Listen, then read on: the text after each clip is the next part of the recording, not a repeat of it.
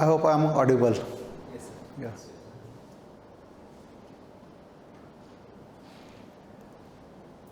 I think we will briefly go through what we have been exploring yesterday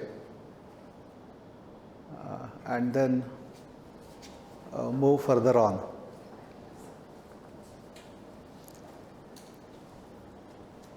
So we are exploring this statement of Krishnaji, which says observer is the observed,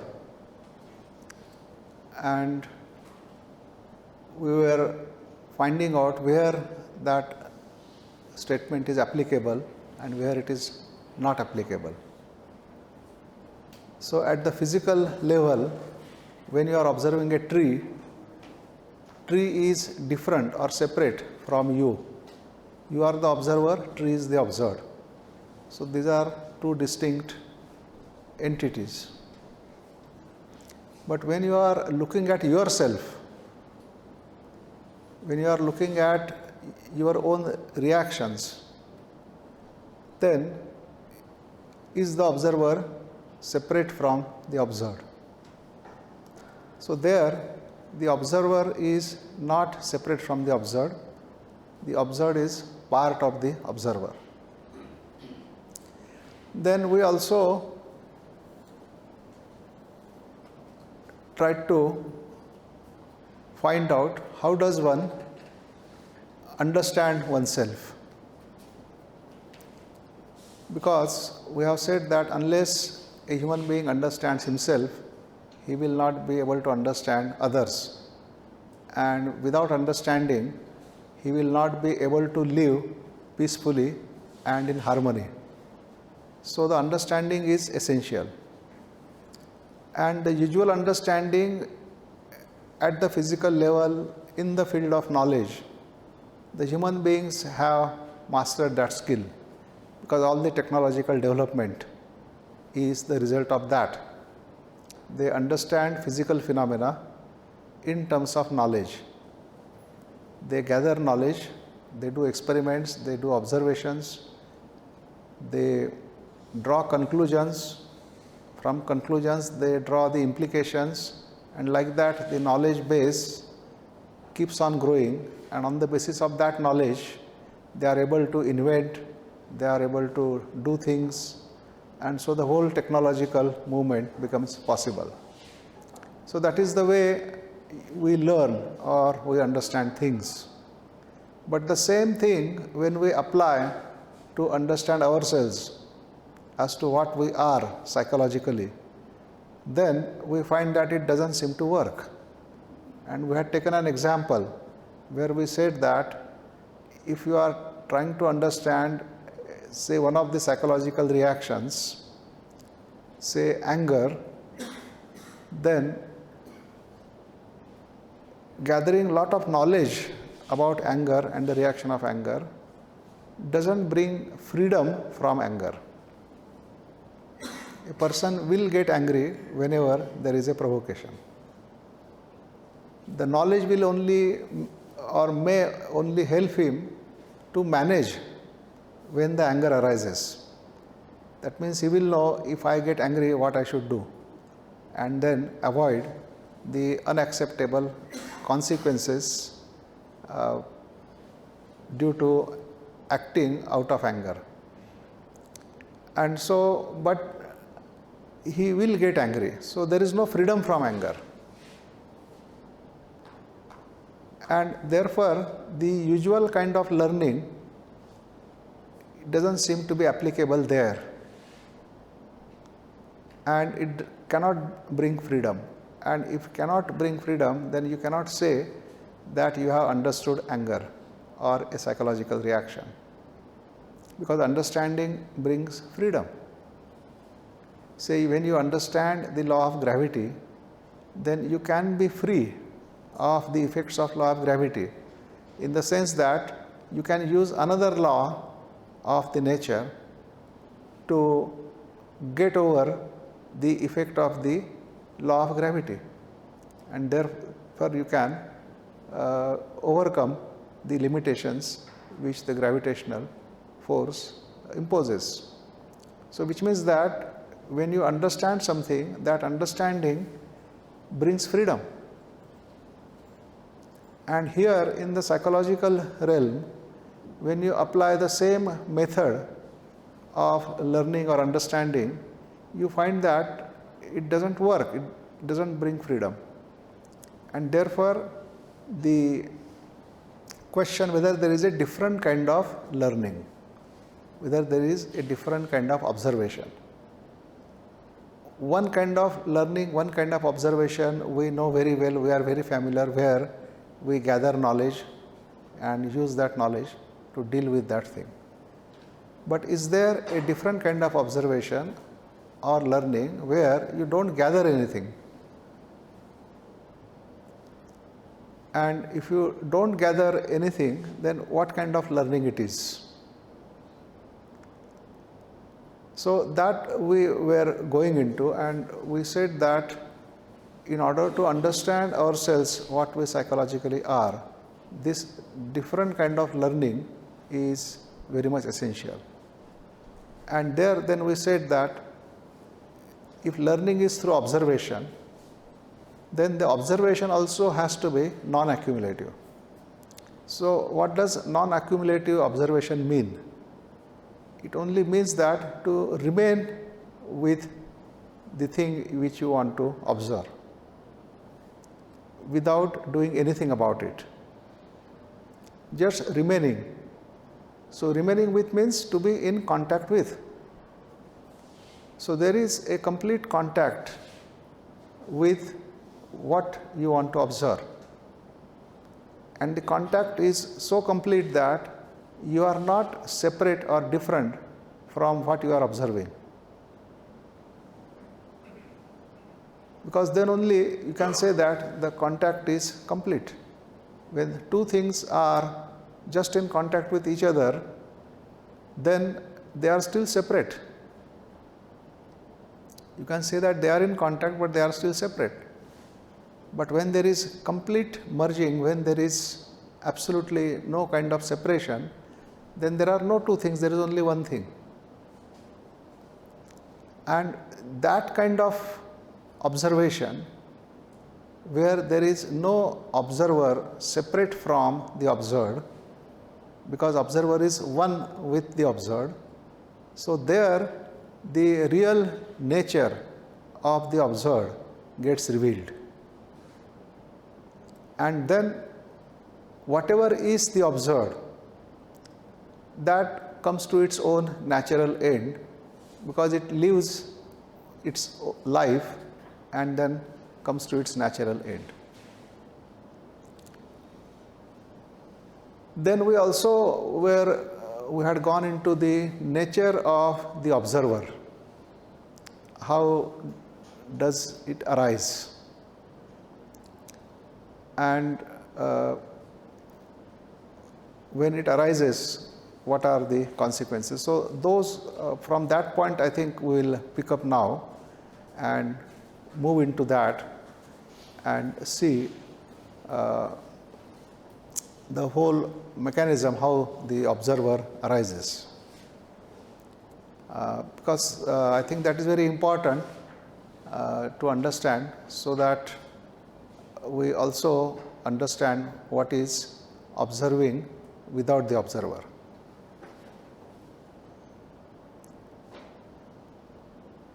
And we were also saying about the psychological content.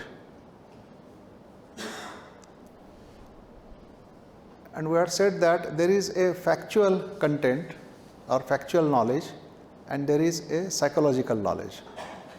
Now, factual knowledge is, all technological knowledge is factual. And psychological knowledge means when any psychological state, any psychological element gets attached with the factual knowledge, then that factual knowledge becomes psychological knowledge.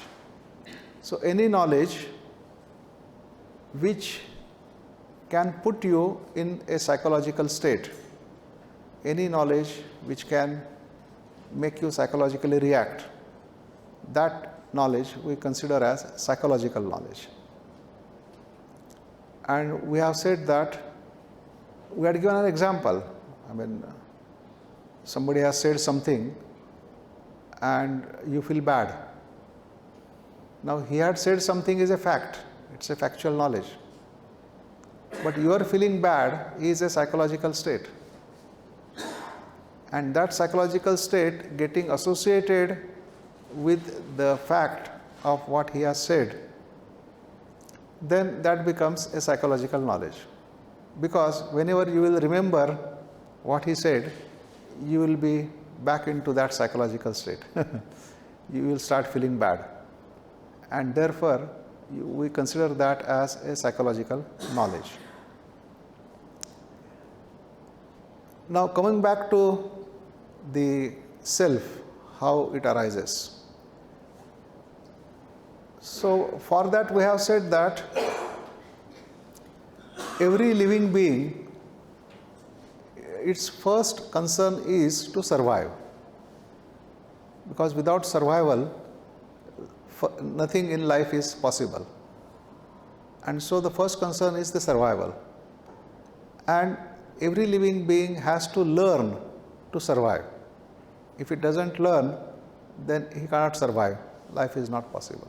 So the nature has put such conditions or circumstances where every living being has to learn to survive. And in that survival, we have said that whenever there is a danger, the living being should notice that danger, should be alerted about the danger.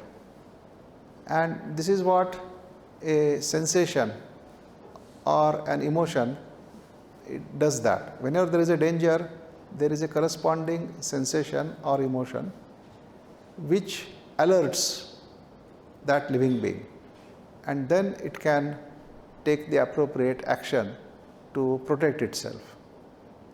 And this sensation or emotion we usually refer to as fear.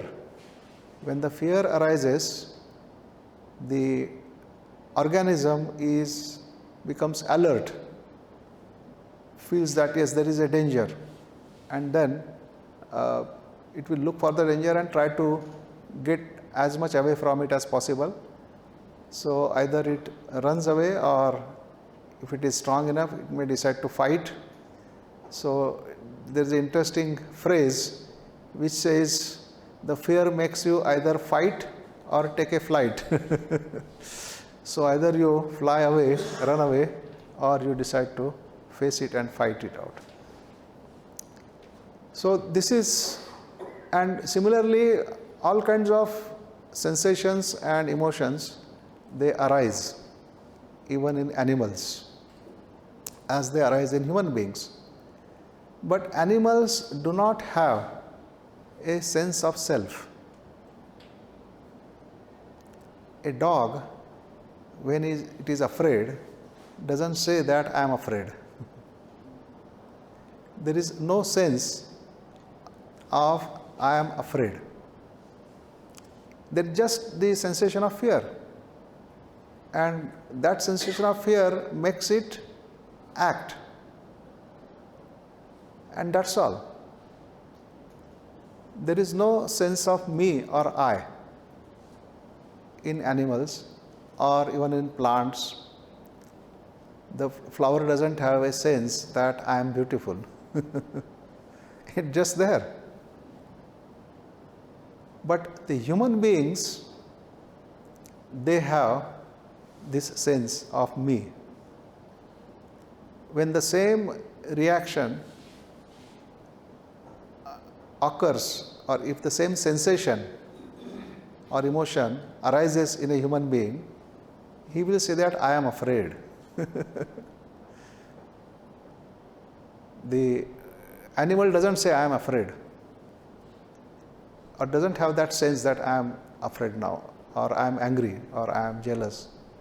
Although they may show those trends, those are just the sensation emotions which arise, remain some time, they fall, go away, finished. There is no sense that I was angry or I was afraid or this or that. Then they behave as normally as if nothing happened. And you must have watched animals even during the crisis or whatever it is, there will be immediate action by them. But once the danger is over, situation is normal, so the behavior of animals in that normal situation will be as if nothing had happened. So they will be just their normal being. But human beings, they have this sense of me, and they say that I was afraid, or I was angry, or I was this, or I was that. So why there is this difference? We have evolved from animals to human beings. We have inherited lots of animal qualities with us, and we have this one factor, one quality where we have this sense of the self or the me. So where does it come from?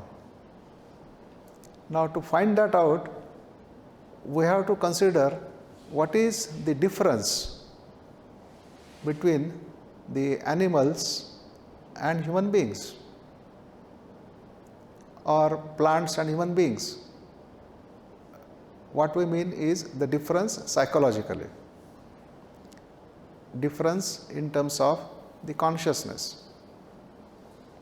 Now human beings have the thinking capacity or ability to think, but animals, some of them, they may have some rudimentary or very primitive thinking capability, but that too also some of those intelligent animals who are quite close to human beings, they may have, but otherwise they don't have much thinking capacity. But in human beings, the thinking capacity has fully grown, fully unfolded. So that is a major difference. So thinking or thought is the difference between animals and human beings. Now why this difference should create this sense of me or the sense of I? Right. See, the thought has a definite function.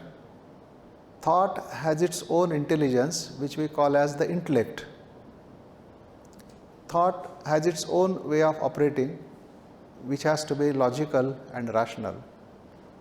So as long as the thought operates in its own field in a logical and rational way, there is no sense of me or mine. There is no sense of the ego. Like say a computer, a robot thinks. It thinks logically, it thinks rationally. It has no sense of me or mine.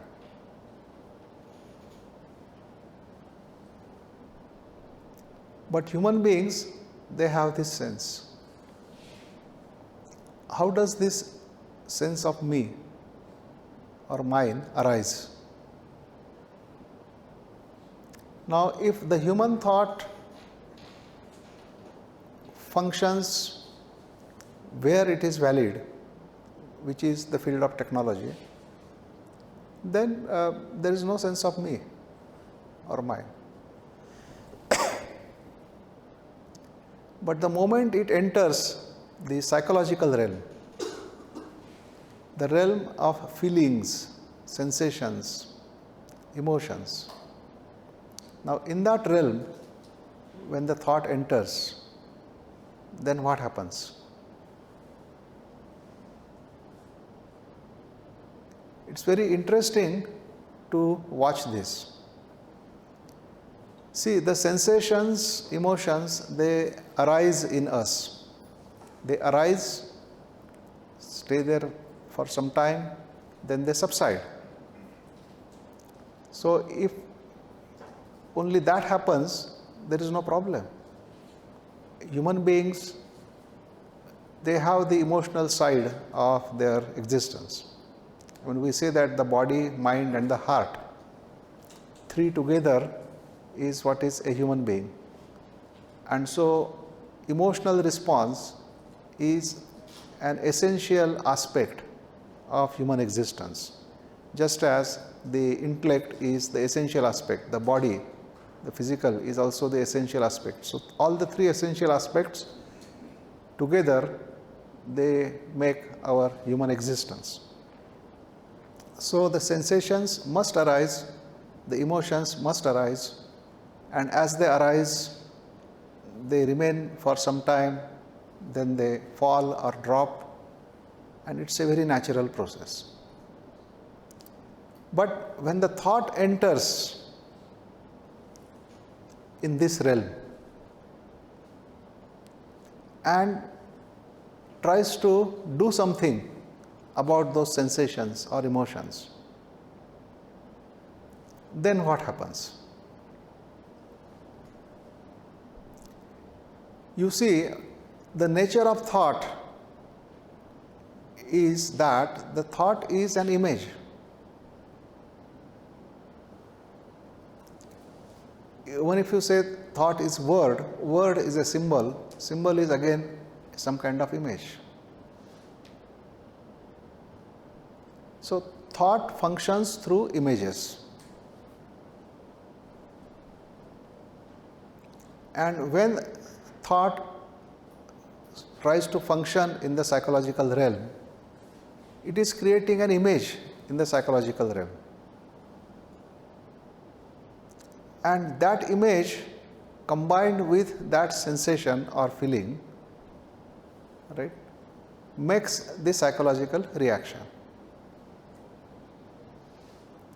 Now, why should the sensation or the emotion combine with the image which the thought has created?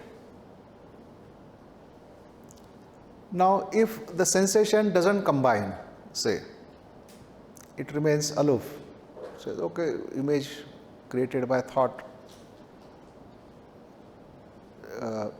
no point in combining, it doesn't combine, then that sensation or emotion, as it has arisen, it will stay its natural course of time and then it will disappear, finished. But if it combines, then its life gets enhanced. When it combines, then it cannot subside. The image holds that sensation. The image gives shape to that sensation. And therefore, the sensation now has a prolonged life.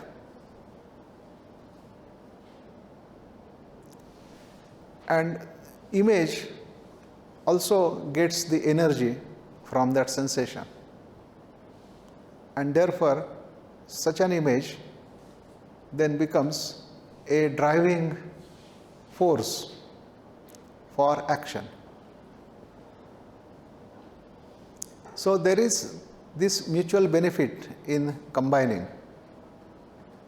The sensation is able to prolong itself. The image, that is the thought, is able to get the energy to act, and therefore they go together, and then we have what is called as the psychological content.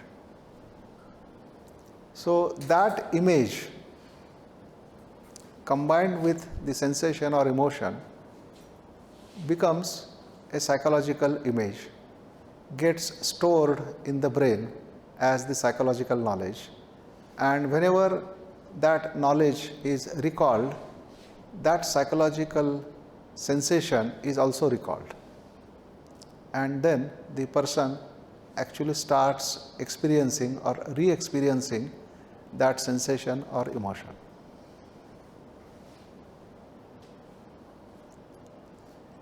So you can see it is the thought which creates the psychological content, which creates this self or the ego. You see, what happens is that the moment the sensation or emotion gets a shape, as per the image created by the thought, then that image is already separate from other similar images. And therefore, there is already a psychological separation, a psychological division. And then that is the cause of conflict. So that's where the conflict begins. And when projected outside, becomes the conflict outside, leading to war and such kinds of phenomena. Not only that, this kind of activity of the thought makes the person suffer. The suffering also gets prolonged. And for example, say take the example of hurt. A person is psychologically hurt. Somebody has come, said a nasty thing, and the person is hurt. That someone is gone away. Probably you are never going to meet him. But what he has left in you, which is that psychological hurt, it remains. And whenever you recall that incident, you start feeling hurt in the same way as you felt when the incident was actually taking place. Which means that the event has happened once, but the suffering is happening again and again. So this is a situation which the thought creates. See, when the incident has happened, it has happened only once, so you should suffer only once. I mean, logically speaking. But incident happens once and you suffer again and again and again. Because whenever you recall that incident, you start feeling bad, you start feeling that pain of that experience. And therefore, we can say that the experience of hurt is reconstructed by the thought. And that reconstructed event makes you suffer again and again. So every time you recall, that event is reconstructed and you suffer. So why doesn't it happen that as the event is over, everything is over, so that you don't have to suffer even when you recall that event?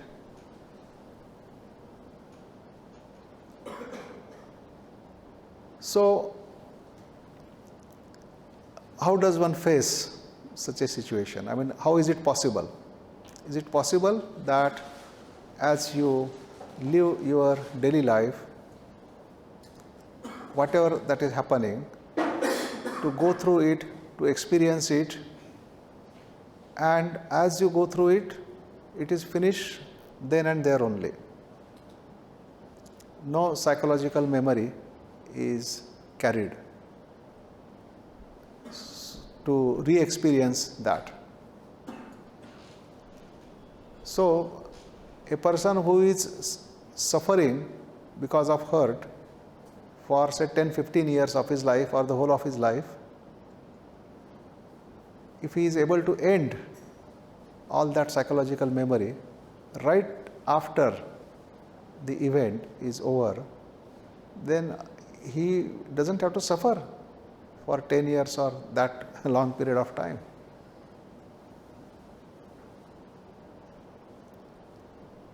So then, is it possible not to record psychologically whenever you are going through an event in your life? the event, they happen or they arise because of your interaction with the environment. And interaction you cannot avoid because that is what your life is. You can't be isolated. And so, when the event happens,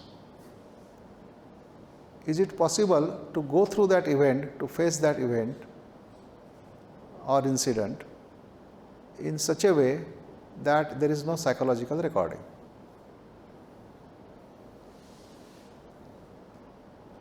So, as the event is happening, is one attentive to the event? Is one attentive to the event means not only what is happening outside, but what is happening within you. Because event is not just what is happening outside. Event is also what is happening within you.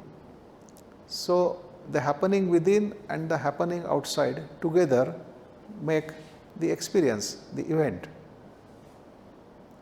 And so, if you are attentive to what is happening outside, you are also at the same time attentive to what is happening inside, happening within you. And as you are hearing the words of the other person, in response to that, as the feeling of hurt is arising in you, the sensation is arising in you, and you are attentive to both the things. You are attentive to what he is saying, and you are also attentive to what is arising in you, what is happening to you. And in that attention, you can see how the sensation or the feeling of hurt is arising. And if you don't let your attention waver, you are fully attentive to that, but you are not doing anything about it. The thought is trying to interfere, saying that he is a bad man, or he shouldn't do this, or I should take revenge, or I should reply him in the same coin. All that thinking is also happening, but you are attentive to that thinking also. Therefore, the thinking is not materializing into action. So, if you can maintain that attention till the sensation or the feeling which has arisen subsides, because when you are not doing anything about it, just watching it, just remaining with it, it has it can't do anything else except to subside, because there you are not letting thought also interfere, because you are attentive to thought also. So the thought is not able to combine with that sensation, with that feeling. So that sensation and feeling, as it has arisen, it just subsides. It doesn't get any continuity because it cannot combine with the thought. And as the sensation subsides, then it is finished. Then only you have an image without any sensation or feeling in it. So it is just a factual image that that person came and said this thing, and that's all, and I felt bad. So you may remember that as a knowledge, but recalling that knowledge doesn't make you feel hurt, because that sensation or the feeling of hurt is not there in that image. And then that memory only remains as a factual memory, and maybe it may mean nothing to you. So eventually during the course of time you may as well forget it, because we see that things which do not matter to us, we seem to forget them. We don't remember them. I mean, if you just briefly look and ask a question, how do we remember things, or what kind of things we remember, then you will see that even the factual knowledge, if you are using it on daily basis, you are likely to remember it. But if you are not using it on daily basis, only once in a while you use it, then you are likely to forget it. And something which you may be using only once, you are sure to forget it completely. immediate example is the example of your mobile phone. There are so many different functions which are possible with the mobile phone. So the functions which you use on daily basis, you remember them. You are able to operate. The functions which you use only once or twice or very occasionally, you are likely to forget. And then you have to ask the young ones in the family, please will you tell me how to do this? And he would say, I had told you this so many times, why don't you remember? But the memory, the factual memory, if you are constantly referring to it, you are likely to remember. If you are not referring to it, you are likely to forget. But the psychological memory, you see the fun there. If I ask you what were you doing 10 days ago at such and such time, you say, I don't remember what I was doing. But what did that fellow say to you 10 years ago? That you will remember in great details. And you will be able to describe it completely. This is what he said and how bad he is and all those things. Now, why that is happening? Because there is a psychological content in that. So, which means that anything, any piece of knowledge or information which has a psychological content in it, you are likely to remember it. You may have done a mistake in mathematics in your childhood in the classroom, and the teacher might have punished you, and teacher might have corrected you that this is how it has to be done. And what happens in actual life? You forget that correction, but you remember the punishment the teacher had given to you, because that has a psychological content.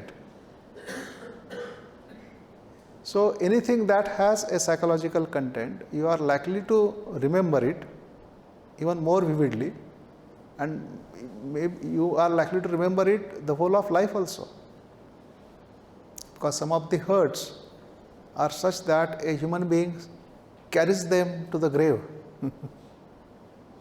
not able to overcome them.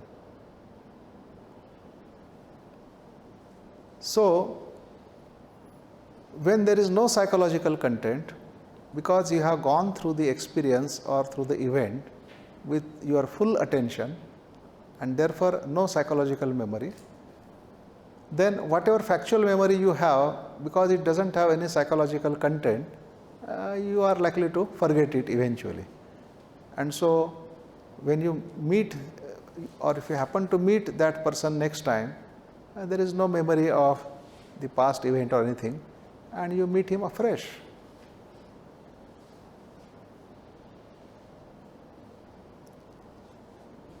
So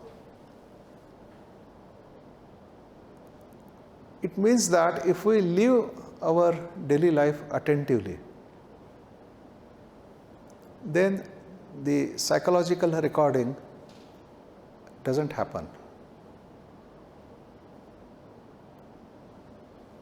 And then you are free of the further suffering.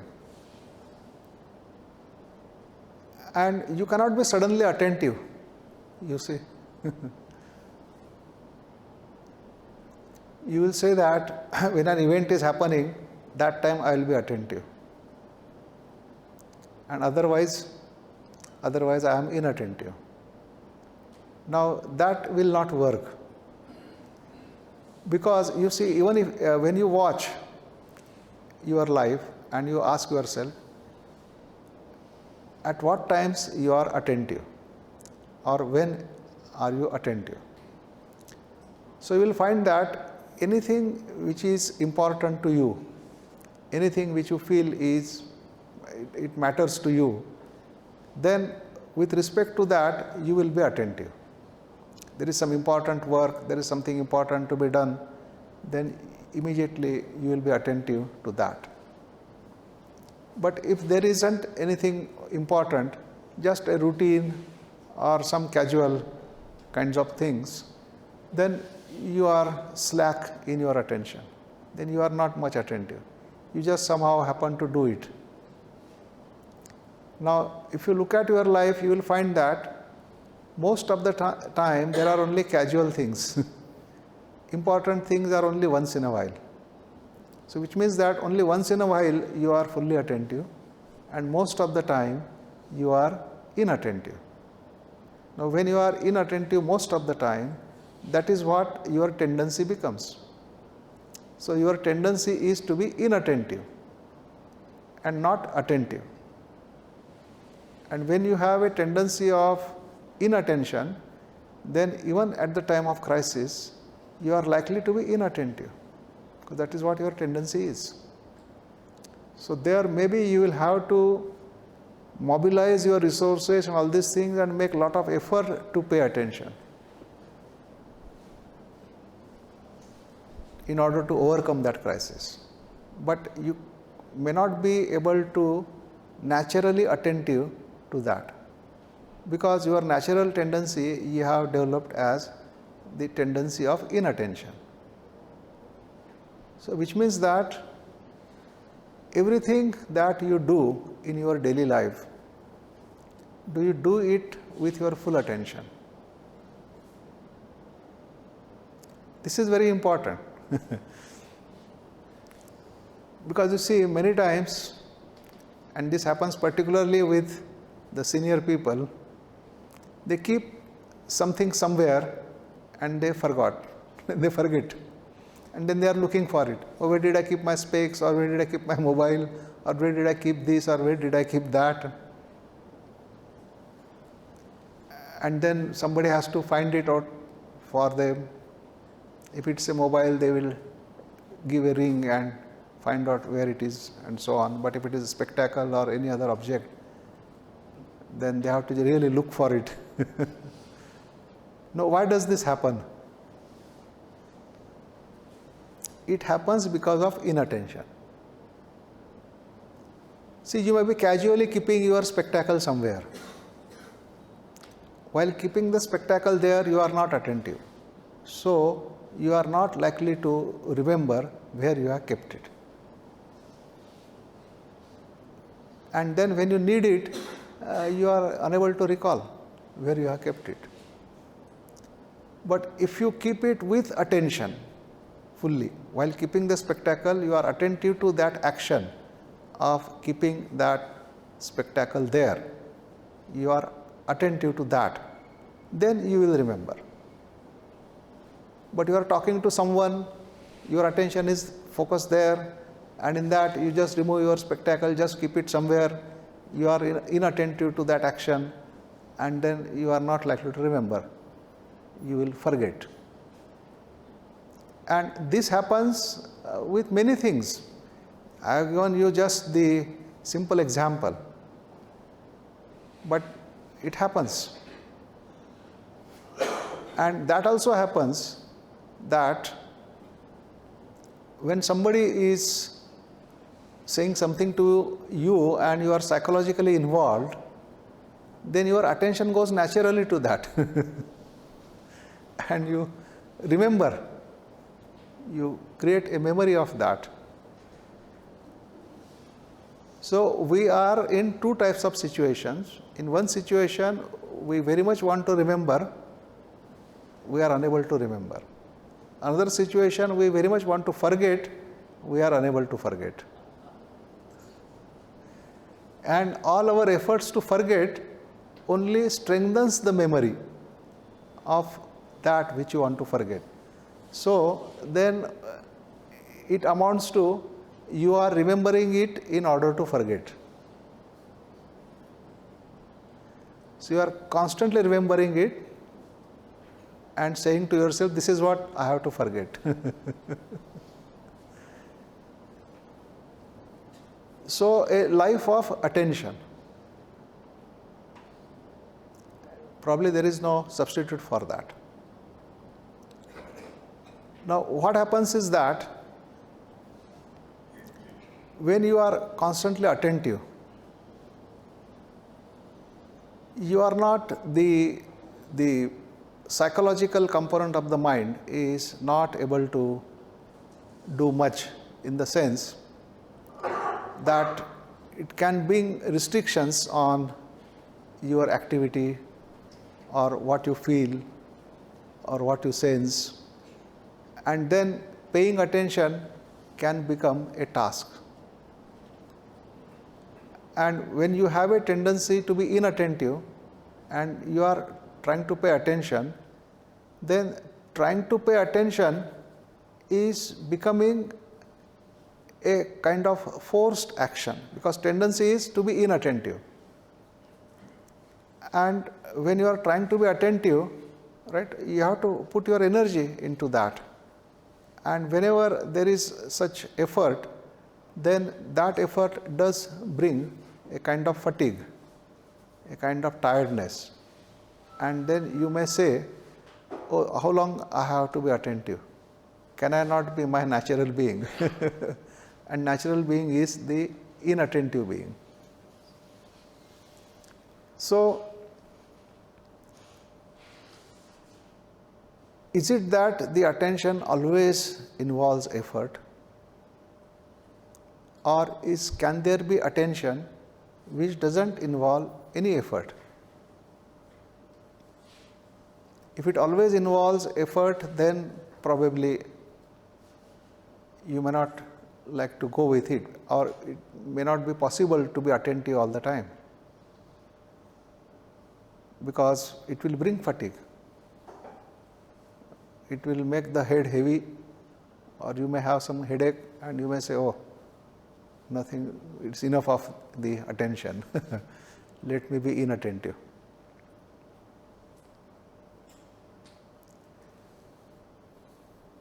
So, is there such effortless attention? So, that's where Krishnaji differentiates attention from concentration. And he says that most of the time, when you think that you are paying attention, you are actually doing concentration. Now, what is the difference between attention and concentration? The concentration is exclusive, which means that you have already made your choice, you have already selected something on which you want to concentrate. So, when a teacher tells a student in the classroom, don't look out of the window, pay attention to what I am saying, or pay attention to your book. So, there actually the teacher is asking him to concentrate on the book. And concentration means exclusion, which means that the teacher wants him to exclude looking out of the window. That is excluded. And only looking into the book or looking at the teacher or listening to the teacher, that is the only thing that is included. So, concentration is exclusive. Only one thing which you have selected, you are trying to concentrate on that. All the rest of the things, they are excluded. But you cannot exclude them at will, in the sense that they also want your attention. And they are constantly reminding you that we are also here. Please give some of your attention to us also. And so, you land up then in this conflict of concentration and distraction. You have selected something to concentrate upon, you are trying to concentrate on that, and at the same time your attention gets diverted towards something else, and then that becomes your distraction.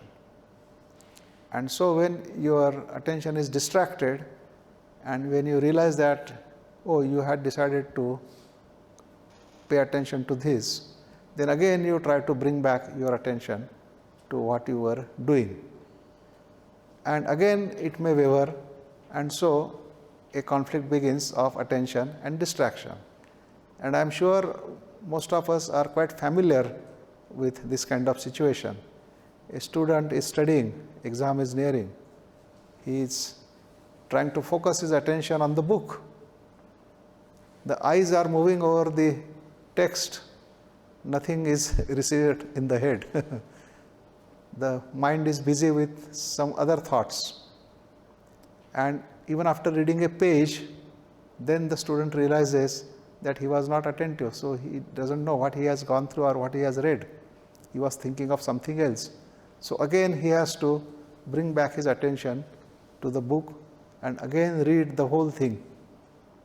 And in that reading, if he is attentive, well, otherwise the same thing will be repeated many number of times. So the concentration is always accompanied by distraction. And the distraction is because there are so many other things which also are part of your consciousness, part of your life, and they also need your attention. And therefore, they are constantly reminding you. And therefore, whenever you want to focus on one thing, there are n number of things which will do everything to distract you from that. But in attention itself, the quality of attention, is there a distraction? Now, the way Krishnaji puts it, the attention is inclusive, not exclusive. If something else is demanding your attention, then that something else is also included in your attention. It's not that you are attending only what you have chosen to attend, but you are also attending whatever that comes up. And so it is inclusive. And therefore there is no distraction. Now you may say that how is it possible to be attentive to several things? But it is possible. We have, even in tradition, we say Ashtavadhani. Avdhan means attention. Ashtavadhani means a person who can pay attention to 8 different things at the same time.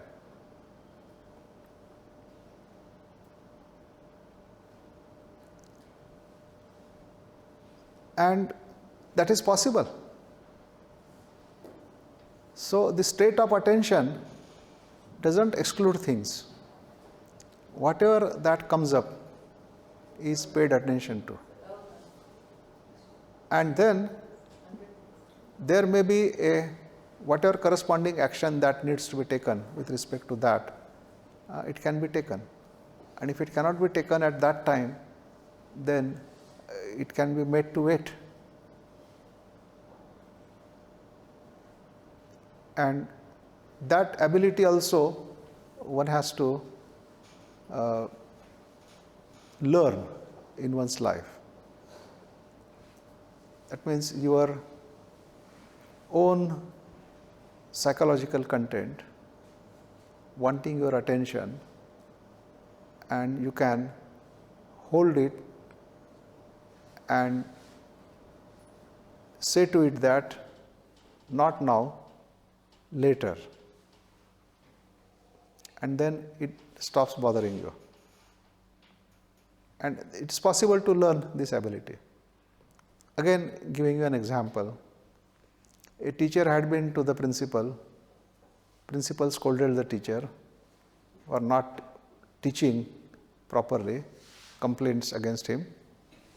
And so, because of that scolding, the teacher is hurt, disturbed state of mind.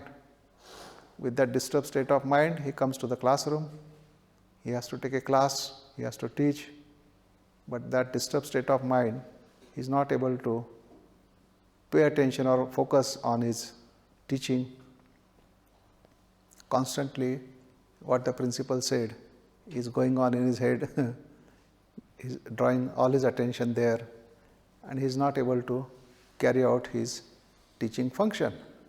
So either he has to leave the class, or if he has learnt that ability, that pay attention to that feeling of hurt. At the same time, put it aside for the time being. Say that, well, now is not possible to deal with it, so let me put it aside, let it be aside, and I will come back to it later. And then it's over for him, at least for that period of time. He does his teaching function properly, and then when he is outside in the space of his own privacy, then he can recall all that, and then whatever he wants to do, he can do. So this ability everyone has to learn in one's life, because there will be many such occasions in our life which will need the use of this ability.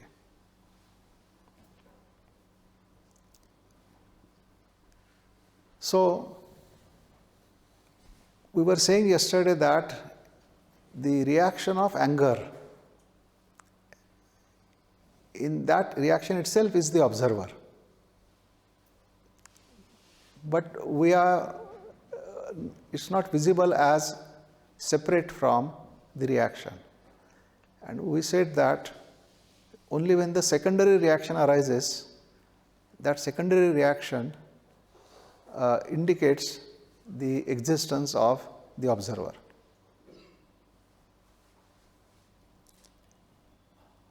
Now, if we go by that,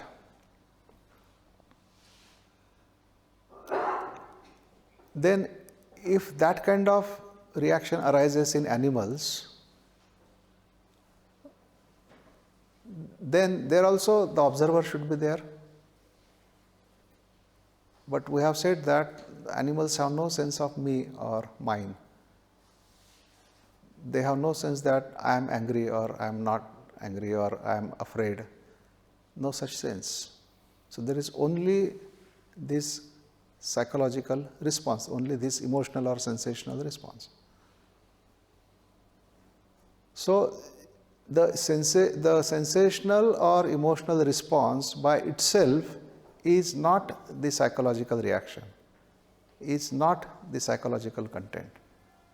And it is natural for every living being to respond emotionally, to respond in terms of sensations, because that is a very essential part of their existence. And so with the human beings also. So if a sensation arises in us, if emotion arises in us, there is nothing psychological about it. It's our sensational or emotional response. It's only when the thought combines with it, it becomes a psychological content. Now, when does the thought combine with that sensation or emotion? When thought says that I am angry. When thought recognizes that sensation as anger or as fear or as whatever it is, that is the time when thought has already identified or combined with itself. That means the labeling. When you label a sensation or emotion, then you have already created a psychological content, because the thought has combined itself with that. But if you don't label, then it is just a sensation or emotion. It will arise, it will fall. And if you say that, but how will I know whether it is a sensation of anger or whether it is a sensation of fear or whether it is a sensation of jealousy? To recognize it that way needs the label. But why do you want to recognize the sensation as jealousy, as fear, or as this or as that?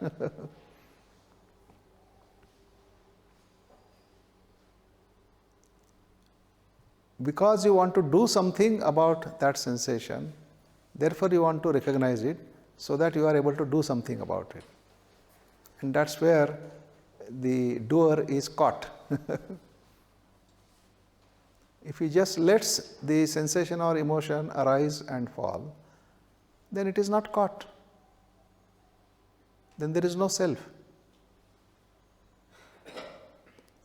Then you respond emotionally even to good things. You can respond to beauty. A beautiful flower creates a sensation in you, creates an emotion in you.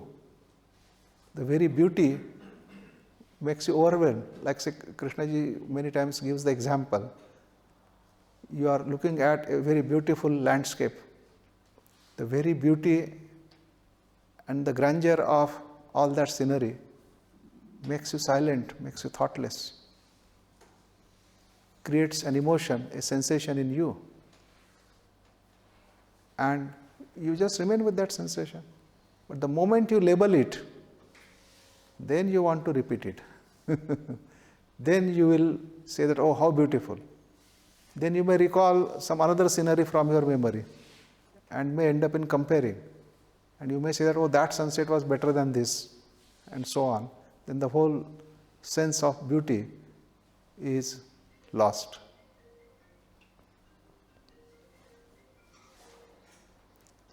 So the thought creates the thinker, and the thinker creates the psychological content, which then keeps on bothering you for the rest of your life.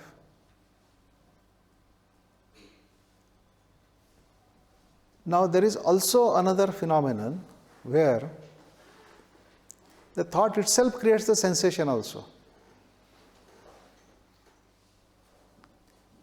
You see, usually an object outside, when you receive an input from that object, that input creates a sensation in you. And then through the sensory image created by that sensation, you are aware of the object. Right? But what if a same sensory image is created without any reference to outside object? Like say in your thoughts, you are thinking, and that thinking activity is creating that sensation, that feeling. Now, it is not a result of the input received from outside, but it is the result of your own thinking activity. And so, and this kind of activity, each one of us is very familiar. That is what happens in dreams. In dream, you go through events, you go through experiences through thinking activity alone, because there is no corresponding actual happening outside. You may dream that you are sitting in an auto and driving to some place, and that feeling will be very real, very actual, and so on. But factually, you are not sitting in an auto, you are sleeping on the bed, comfortable bed of your house. But your experience is the experience of sitting in an auto. So, thought creates this sensation. Thought can also create this sensation. And if there is no awareness of the activity of thought, then this activity of thought can create illusions, can create hallucinations. Means things are actually not there, but you think they are there. I mean, people who practice hypnotism or mesmerism, they are quite aware of this, that you give a potato to a hypnotized person and tell him this is a delicious apple, he will enjoy it like a delicious apple. He will eat that raw potato as a delicious apple, because the thought creates that sensation.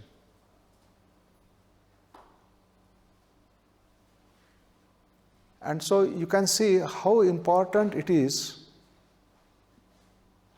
that the thought must function logically and rationally. Otherwise, it's very easy for the thought to get deluded.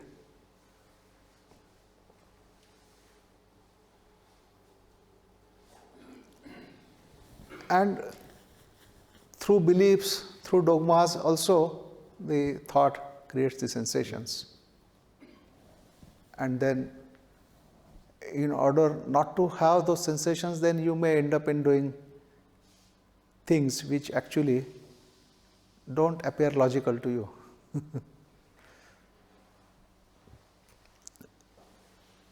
So when you happen to do things out of fear or out of some other psychological reaction, then they are most likely to be irrational or illogical.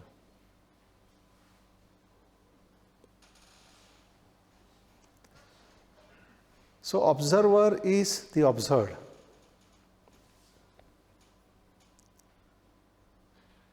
It's a statement valid in the psychological field.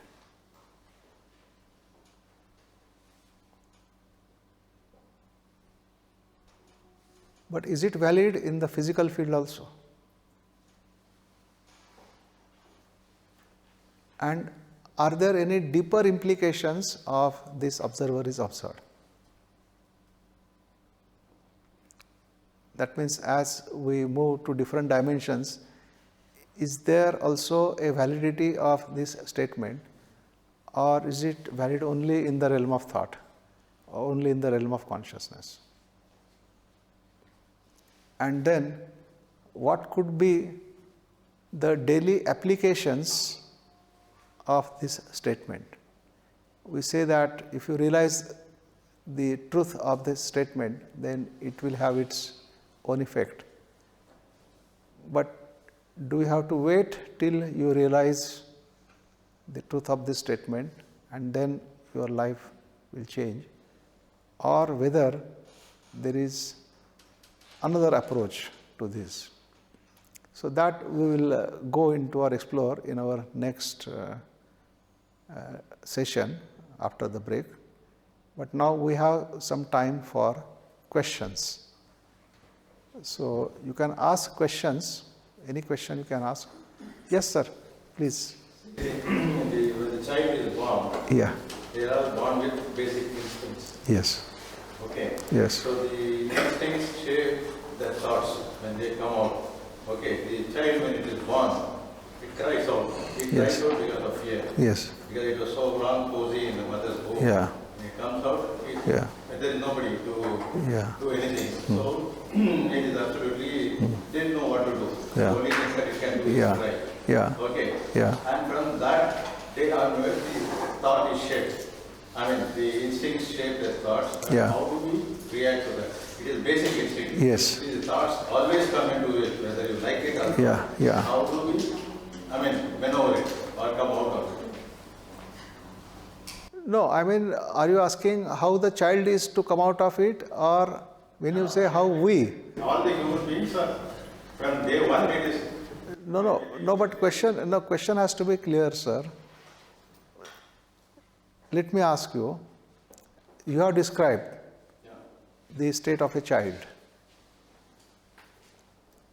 It is crying and it knows only crying, therefore that's what it will do. Nothing else it knows. Now, if you ask a question, how to come out of this situation? Now, the situation is for the child.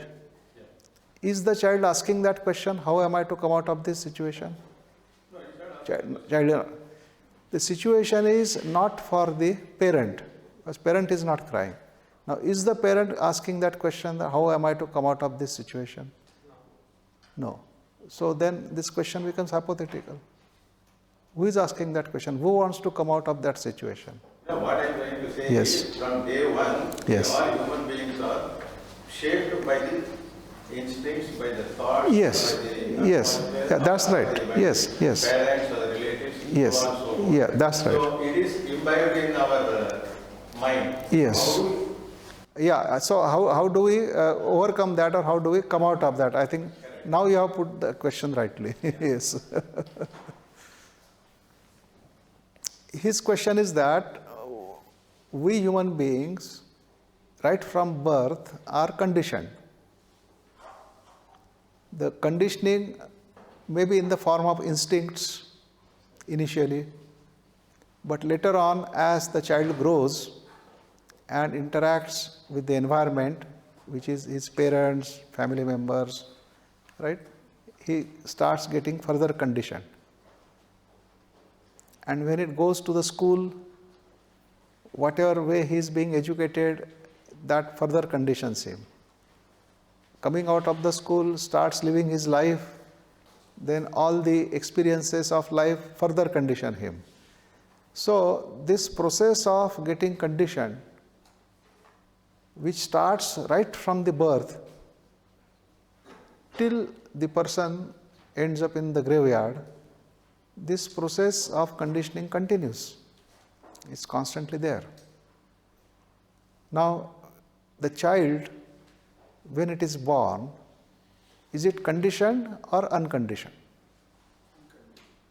Now, if you say unconditioned, then what about the genetic conditioning?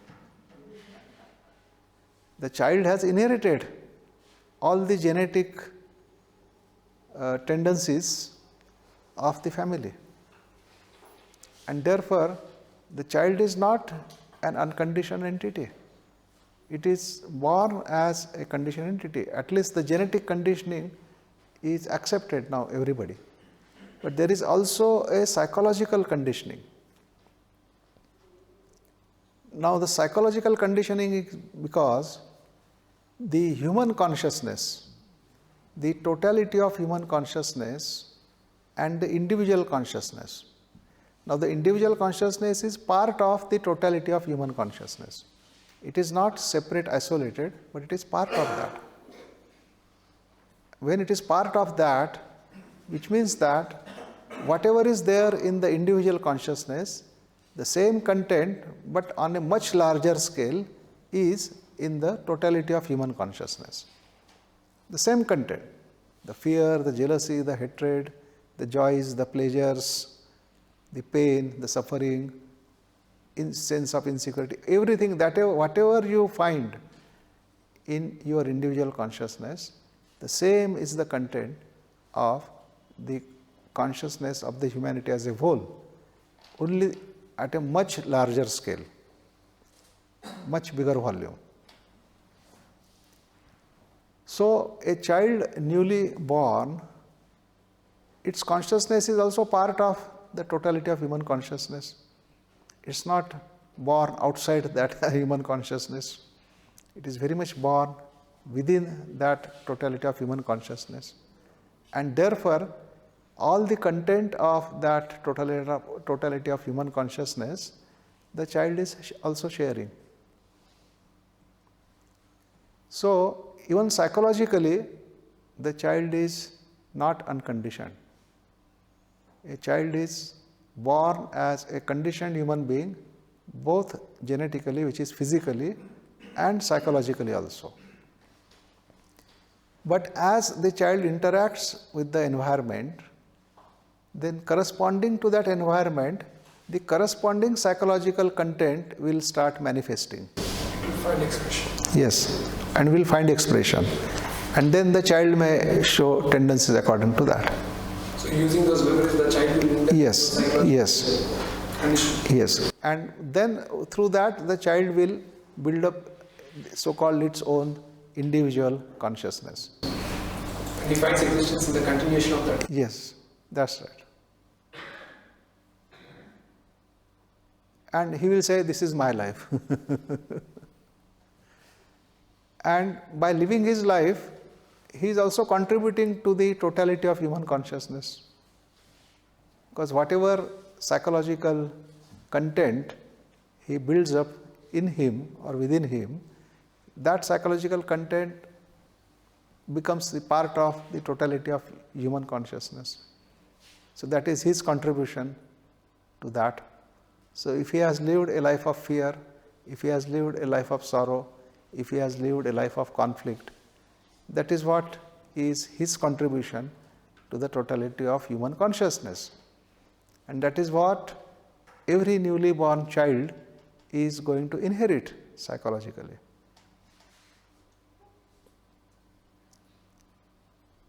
So, can you see the seriousness of the situation?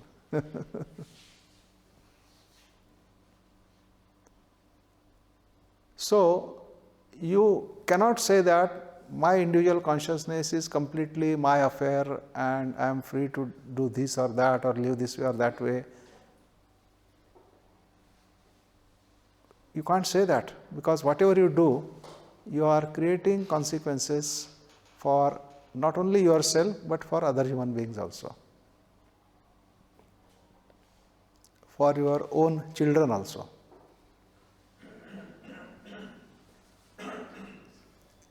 And therefore, to live responsibly. So, responsibility is not just in terms of your physical action or your duties to your family or your duty to your nation or this or that, but there is also a psychological responsibility, which means that you will think rightly.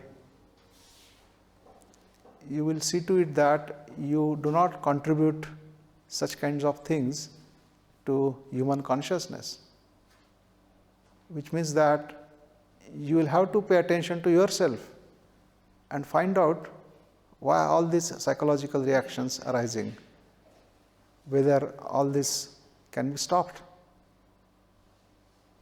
so that you don't contribute all this negative content to human consciousness.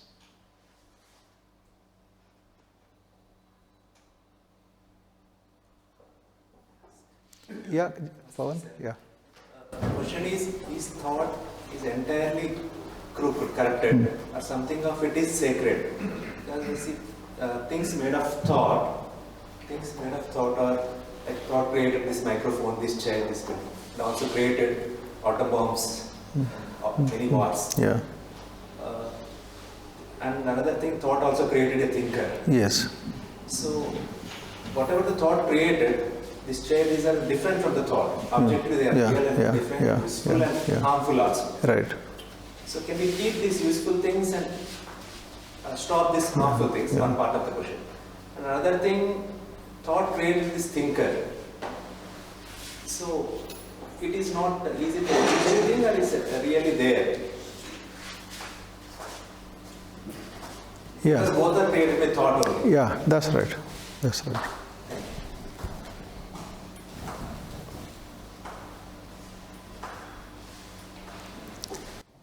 Yeah, although you have not asked, but this question is bringing up another interesting aspect, which may not be an answer to your question, but which will show another side which is connected with this, which is very interesting.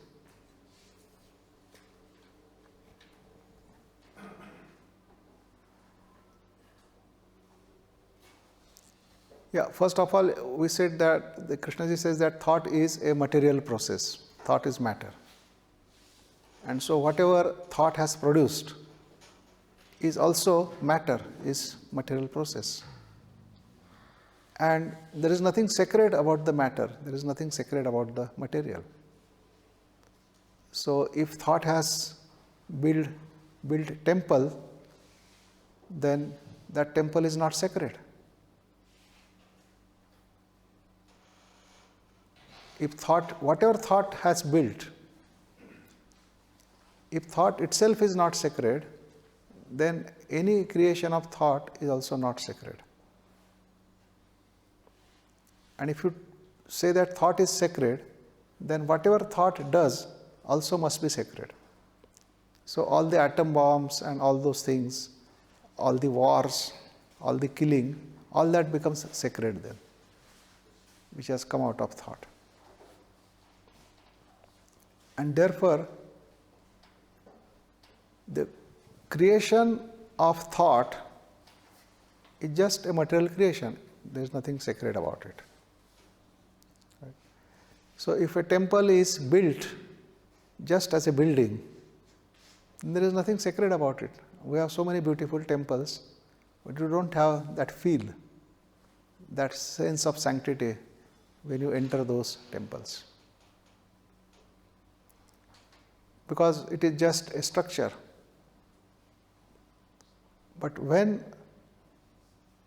the people who live a sacred life, when they visit those places, enter those places, then that is what makes or gives that quality of sanctity to those structures. And then that sanctity is not the sanctity given by thought. It is different. Because a mind which is sacred, only such a mind can give that sense of sanctity or transmit that. But that is another topic. So I was not indicating that. What I want to point out is, say whatever the thought creates, now in the material object or material world, right? So this microphone is created by thought, that chair is created by thought, so many things created by thought. Now once the thought has created it, that creation then becomes independent of thought, in the sense that it is a distinct independent object. And then after that, thought has nothing to do with it. You have made a chair, you have kept it and finished, then you are not thinking of chair any longer. But the chair has its existence. Chair is no more connected with the thought, but chair has its existence. So the creation of thought now, after it is come into existence, is now independent of thought. It has nothing to do with thought. But when thought creates in the psychological world, then the creation in the psychological world, is it independent of thought? That is the interesting point here. Say you have made a chair and you have put it aside. Maybe you have made a good chair or bad chair or whatever it is, and the chair has come into existence and matter is over for you. And it won't bother you again. But when thought creates in the psychological field a reaction or whatever, a sensation, whatever it is, now does it have an independent existence, or it is still connected with thought?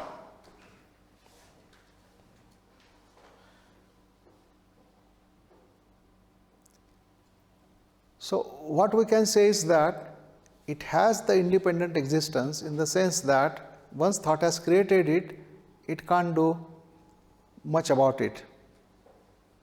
It can't just wipe it out. It has its own existence. But it is still connected with the thinker. It's not completely disconnected as the physical object. It is still connected with the thinker. So which means that whatever thinking activity goes on within you, out of that thinking activity, whatever content is generated in your consciousness, all that content is still in contact with you as a thinker. And if it is still in contact with you, then that can certainly influence you through that contact. And you must have observed that when you do think along certain line or do think about certain things, then those thoughts, they keep on coming again and again in your mind. as if they are reminding you that this is what you are thinking. It very rarely happens that you have thought out a certain thing and then it is finished. With respect to physical objects, yes, that may happen many times, possible. But with respect to whatever you have created psychologically in the field of consciousness, it keeps on reminding you. And what you create in the field of consciousness, you create the psychological reactions, the hurt, the anger, this, that, fear. And whatever you have created, it is still in contact with you as a thinker.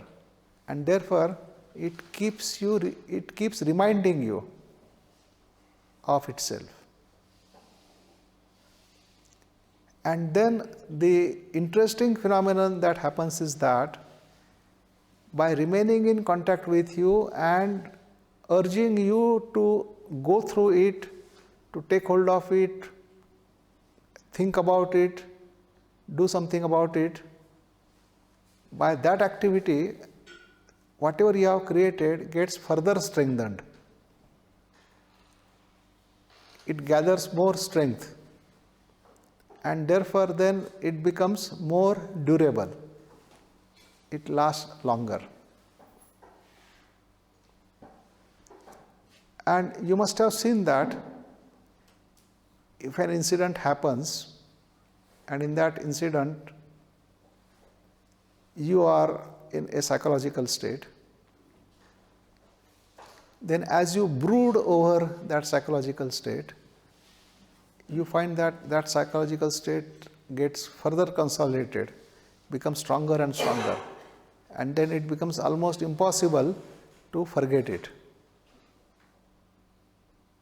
So that brooding is what that creation of yours is urging you to do.